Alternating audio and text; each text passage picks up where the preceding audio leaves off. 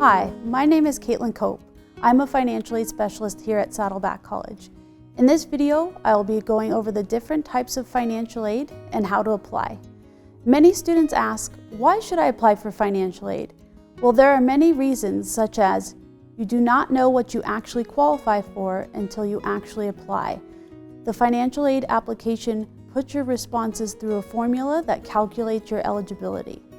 We offer help filling out your financial aid application. Please see our website for workshop and application assistance availability. It does not take very long to apply. Most students finish their application in under 1 hour, and applying for financial aid is free. There are two different types of student applications. The FAFSA, which stands for the Free Application for Federal Student Aid, is for students who are U.S. citizens and eligible non-citizens, such as students who have a green card or asylum.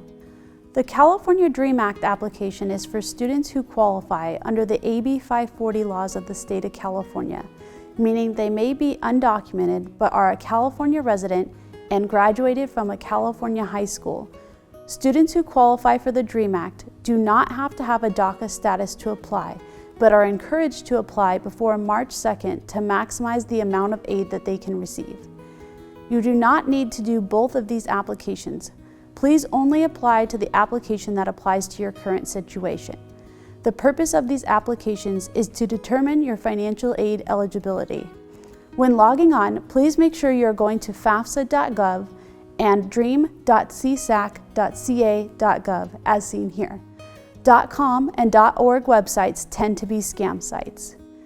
There are two main requirements to qualify for financial aid. The first is to determine a student's unmet need. This is done by taking the cost of attendance from the school minus the expected family contribution, or EFC, which is generated after you complete the FAFSA or DREAM Act application. This then equals the student's unmet need and potentially what we can pay the student in financial aid funds. The second requirement is for the student to maintain a minimum cumulative GPA of a 2.0 and complete 67% of all units they attempt at the college. Students also have to remain within the maximum time frame to qualify for aid. This is called Satisfactory Academic Progress, or SAP, and more information can be found on our website. Other eligibility criteria include the following: having a high school diploma or equivalent, enroll as a student working towards a degree, certificate, or transfer program, maintaining the satisfactory academic progress standards, for federal aid to be a U.S. citizen or an eligible non-citizen. Federal Pell Grants are usually awarded only to undergraduate students who have not earned a bachelor's or a professional degree. Amounts can change yearly. The amount you get, though, will depend upon your financial need, your cost of attendance, your status as a full-time or part-time student, and your plans to attend school for a full academic year or less. You may not receive federal Pell Grants from more than one school at a time. The FSEOG program is administered directly by the Financial Aid Office at each participating school and is therefore called campus-based aid. Not all schools will participate in this program. The Federal Work Study, or FWS, is a federally funded aid program that provides on-campus work positions to qualified students. Students must meet the financial aid requirement to qualify for a position. There are two different types of federal loans: subsidized and unsubsidized. Interest rates are subject to change each year. The student must also be enrolled in 6 units per semester and maintain a minimum 2.0 GPA. Subsidized loan is up to $3,500 for the year for a freshman and $4,500 a year for a sophomore student. The subsidized loan pays your interest while you are in school. The unsubsidized loan is up to $6,000 per year for any student. However, the unsubsidized loan charges interest while you are attending school. The best thing to remember with loans is if you do not need them, do not take them. If you do need them, take only what you need and start first with the subsidized loan, as it does not charge you interest while you're in school. Cal Grant is a grant from the state of California. Amounts vary from student to student based on income levels and household sizes. It is important to apply for your FAFSA or your DREAM Act prior to March 2nd of each year to make sure you can qualify for the Cal Grant.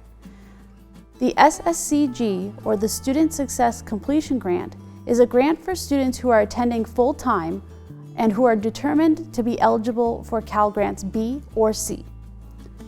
The California College Promise Grant, formerly the BOG fee waiver, is available only at the California community colleges. This is not to be confused with the Saddleback Promise program. The California Promise Grant is for any student who is a California resident who meets certain income thresholds. It waives tuition up to $46 per unit, which essentially makes the cost of tuition free.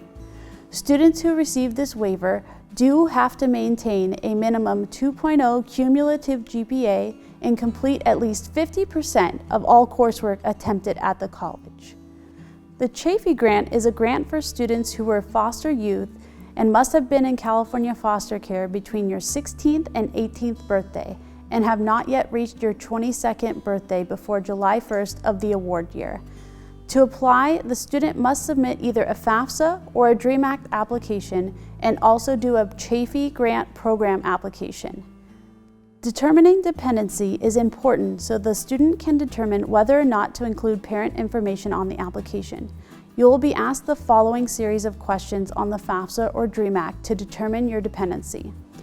Will you be 24 or older by January 1st of the school year you are applying for financial aid?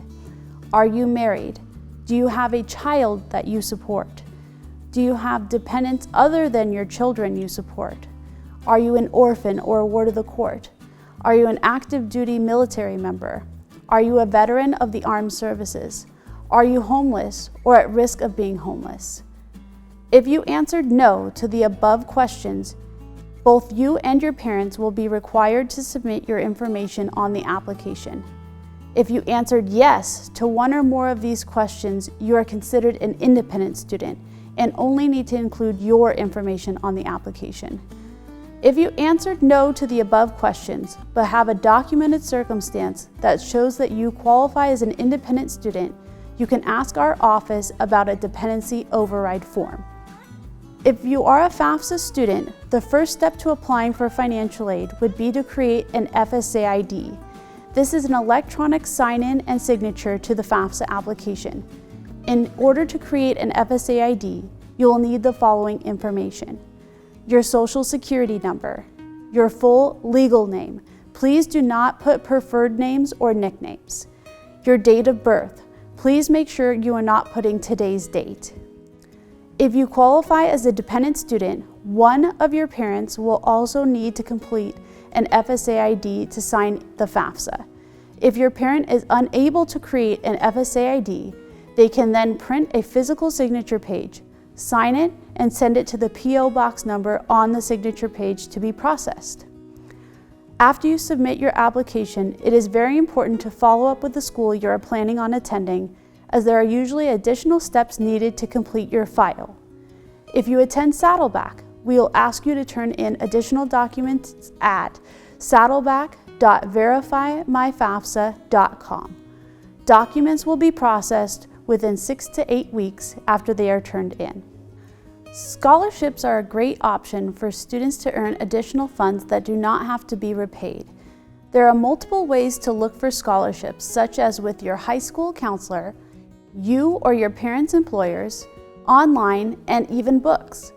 Please be aware that there are scholarship scams. For example, you should never have to pay an entrance fee or any other type of fee to get a scholarship. If you are asked for any type of payment information, it is most likely a scam. Saddleback College has some recommended scholarship search engines for scholarships that you can view by visiting saddleback.edu/FAO/scholarship-information. Here you can find information about our Saddleback College Foundation Scholarship application and other outside scholarship search engines. To conclude, it is important to remember to submit your FAFSA or DREAM Act application prior to March 2nd to maximize the amount of aid that you can receive. Please also remember that we do offer assistance with the application process for both the FAFSA and DREAM Act in our office. Please check our website for availability. If you have additional questions or concerns, you can contact the Saddleback Financial Aid Office at 949-582-4860 or email us at scfinaid@saddleback.edu. Our office is located in the Student Services Building, room 106. Thank you so much for your attention. Good luck with your applications.